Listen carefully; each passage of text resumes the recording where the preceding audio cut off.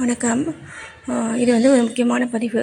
என்ன பதிவுனா, ஒவ்வொரு ம் ஜீவன்களும் வந்துட்டு இந்த பூமியில் பிறந்த அப்புறமா அவங்களுடைய ஃபஸ்ட்டு டியூட்டின்னு ஒன்று இருக்குது. அது வந்து என்ன அப்படின்னா, அந்த ஜீவனுக்கான ஒரு நற்கதியை வந்துட்டு தேடுறது.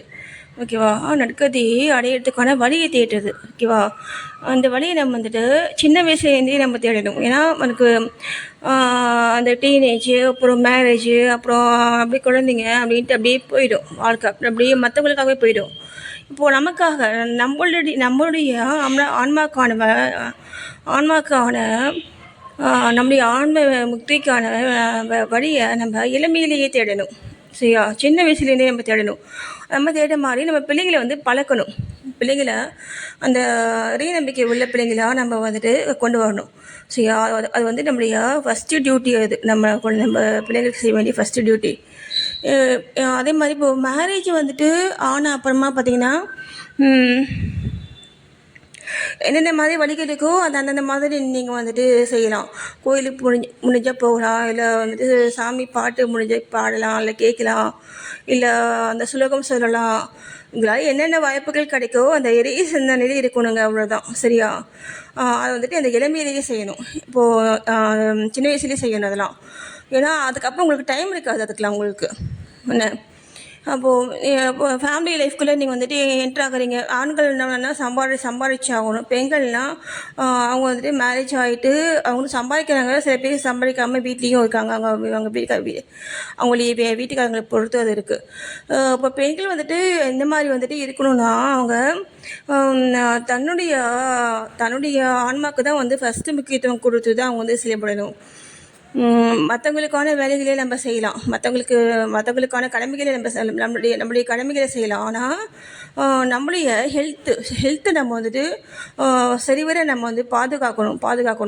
அதுதான் அது பார்த்தீங்கன்னா உங்களுடைய ஜீவனுக்கு நீங்கள் செய்யக்கூடிய வந்து ஃபஸ்ட்டு டியூட்டி அது.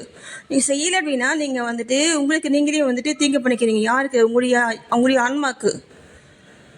ஓகேவா? ஏன்னா ஆன்ம விடுதலை அடையிறதுக்காக மட்டும்தான் பிறவியை வந்துட்டு கடவுள் வந்து கொடுக்குறாரு. சரியா? அதுதான் நம்ம அந்த நோக்கம், அந்த பிறவியுடைய நோக்கமே வந்து அதுதான்.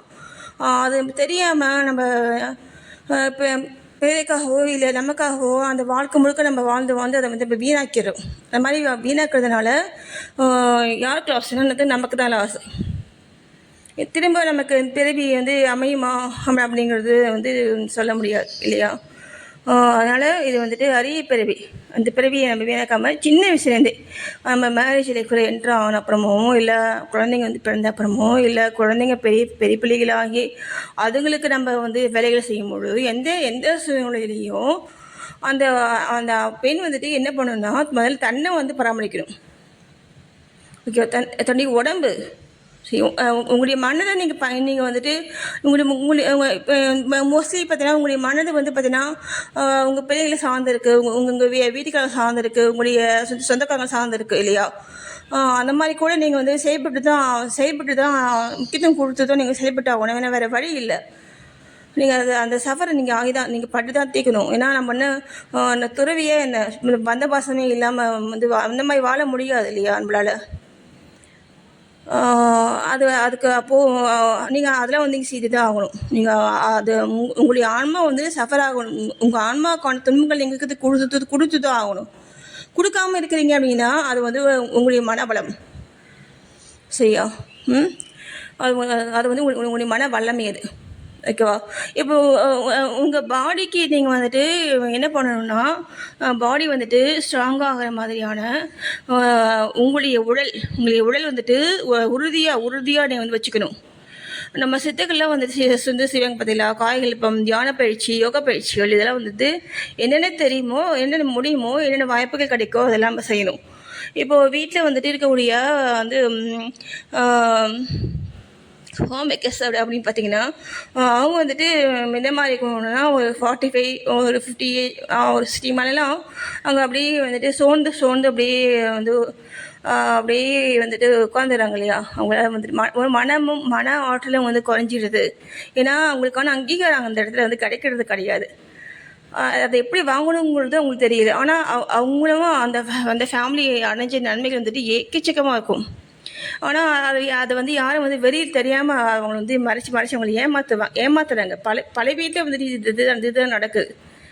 அதனால் அவங்களுக்கு வேறு விட்டுட்டு போகவும் முடியல, இருக்கவும் முடியல.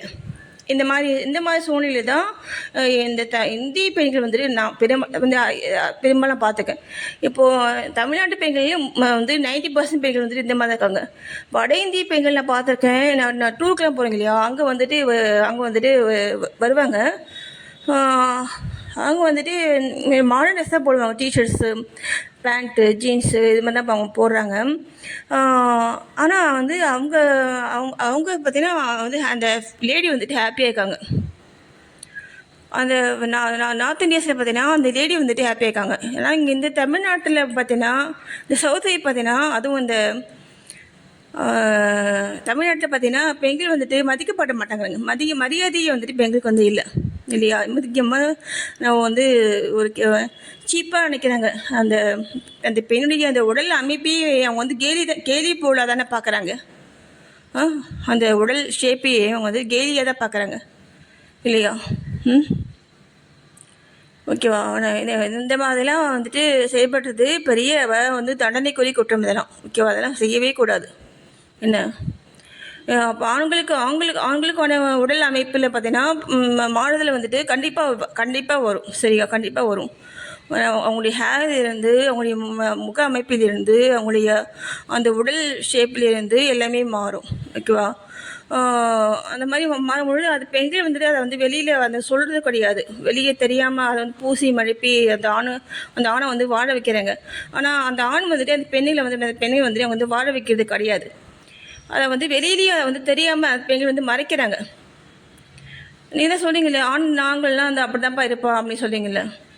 ஓகேவா, அதெல்லாம் அப்படிலாம் வந்துட்டு கிடையாது. அப்படிலாம் வந்து இருந்தாங்கன்னா அப்போ அவங்க வந்துட்டு பார்த்தீங்கன்னா சவராவாங்க. சரியா, சவராவாங்க. அவங்க வந்து அந்த பிறவியை அவங்க வந்து வீணாக்குறாங்க. ஓகேவா. அதனால் யாரும் அதெல்லாமே சரிங்க. முதல் டியூட்டி வந்து பார்த்தீங்கன்னா முதல்ல நம்மளுடைய உடல் ஆரோக்கியம் தான் ஃபஸ்ட்டு நம்ம வந்து பாதுகாக்கணும். அது எந்த ஏஜாக இருந்தாலும் சரி. ஓகேவா, அதுதான் என்னுடைய ஃபஸ்ட்டு டியூட்டி. அதுதான். நன்றி. சித்த மருத்துவத்தில் பார்த்திங்க அப்படின்னா அந்த உடம்பை வந்து அழியாமல் பாதுகாக்கக்கூடிய மருந்துகள் இருக்குது. மருந்துகள்லாம் சும்மா நம்ம வீட்டில் நம்ம சாப்பிடக்கூடிய மருந்துகள் தான். இந்த மெடிசன் தான். இஞ்சி தேனூரல் இருக்குது. அந்த மாதிரி பூண்டு நம்ம தேனில் போட்டு சாப்பிட்றது இருக்குது. அந்த மாதிரி ஒவ்வொரு டிசீஸ் வைஸ் கூட இருக்குது. டிசீஸ் வைஸ் கூட அந்த டிசீஸ் வந்து சரியாகி உடம்பு வந்துட்டு ஸ்ட்ராங்காக மாறும். நீங்கள் இந்த அதை வந்து காயக்கல்பம் சொல்லுவாங்க. காயம்னா உடம்பு, கல்பம்னா கல் மாதிரி அழியாமல் பாதுகாக்கிறது பேர் தான் கற்பம். சரி, அதை காயக்கல்பம். இது வந்து சித்த மருத்துவர்களுக்கெல்லாம் தெரியும். சரி, நீங்கள் அவங்ககிட்ட போய் கேட்டிங்கன்னா அவங்களே சொல்லுவாங்க. சில இந்த செய்கிறவங்களாம் எனக்கு தெரியாது. இது வந்து நீங்கள் வந்து வீட்டிலே செய்துக்கலாம். சரி, எனக்கு டைம் கிடைச்சிச்சுன்னா நான் வந்து சொல்கிறேன் அதெல்லாம். என்ன நீங்கள் நெட்டில் போட்டு பாருங்கள், கூகுளில் போட்டு பாருங்கள். ஓகேவா. அந்த மாதிரி ஏதாவது உங்கள் ஒரு மெடிசன் வந்துட்டு நீங்கள் வந்துட்டு டெய்லி காலையில் எழுந்த உடனே பல் விளக்கிட்டு அதை ஓகேவா. நம்ம அதை சாப்பிட்ணும். அந்த மாதிரி சாப்பிட்டோன்னா உடம்பு வந்துட்டு அடியாது, ஸ்ட்ராங்காக மாறும். எந்த நோய் இருந்தாலும் சரியாகும். ஓகேவா. நன்றி. அதே மாதிரி இந்த பஞ்சகவியம் அப்படின்னு சொல்லாங்க பார்த்தீங்களா, அதையும் சாப்பிட்லாம். அதை சாப்பிட்டாலுமே வந்துட்டு அதுவும் வந்து ஒரு காயலிப்பு மெடிசன் தான். அதை வந்து பண்ணி வந்து விற்கிறாங்க. நான் வந்து கேள்விப்பட்டிருக்கேன். அதை செய்கிறாங்க, அதையும் சாப்பிட்லாம். இப்போது நீங்கள் வந்து இதெல்லாம் செஞ்சு செய்கிறீங்களா உங்கள் உடம்பு நீங்கள் பார்த்துக்கிறீங்களா அப்படின்னு கேட்டால் நான் வந்து இது வரைக்கும் நான் வந்துட்டு என்னுடைய ஹெல்த்தை நான் வந்து பார்த்துக்கல. எனக்கு வந்துட்டு உன்னுடைய ஹெல்த்தை நீ பார்த்துக்கோ அப்படின்ட்டு ஒரு 4 இயர்ஸ்க்கு முன்னாடி இருக்க சொன்னாங்க. அதை வந்துட்டு நான் வந்து கேர் பண்ணலை. இனி வரும் காலங்களில் நான் வந்துட்டு என் ஹெல்த்தை நான் பார்த்துப்பேன். ஓகே, பார்த்துப்பேன். பார்த்து உன்னுடைய பாடியை நான் வந்துட்டு சரி பண்ணிப்பேன். என்னால் வந்துட்டு முடியும். நான் நினச்சா முடியும். நான் ஒரு டாக்டர் தானே. நான் வந்துட்டு ரொம்ப ரொம்ப அப்படி எழுந்து நடக்கவே முடியாமல் சூழ்நிலையில் இருந்தால் தான் நான் இருந்தேன். இப்போ வீட்டு வேலையிலேருந்து எல்லாமே நான் தான் பார்த்துக்கிறேன். சமையலேருந்து எல்லாமே நான் பார்த்துக்கிறேன். ஏன்னா ஆள் வச்சா செட் ஆக மாட்டேங்குது, பிடிக்க மாட்டேங்குது, சாப்பிடவும் மாட்டேங்கிறாங்க, வீணாங்குது பொருட்கள் எல்லாம். அதனால் நான் தான் பார்த்துக்கிறேன். ஆனால் நான் நினச்சேன்னா என்னால் என்னை வந்து சரி பண்ணிக்க முடியும். என்னை வந்துட்டு எந்த லெவலுக்கு வேணால் நான் வந்துட்டு என்னை வந்து கொண்டு போக முடியும். நான் படிச்சுக்கிறதுனால. சரியா? ம், நன்றி.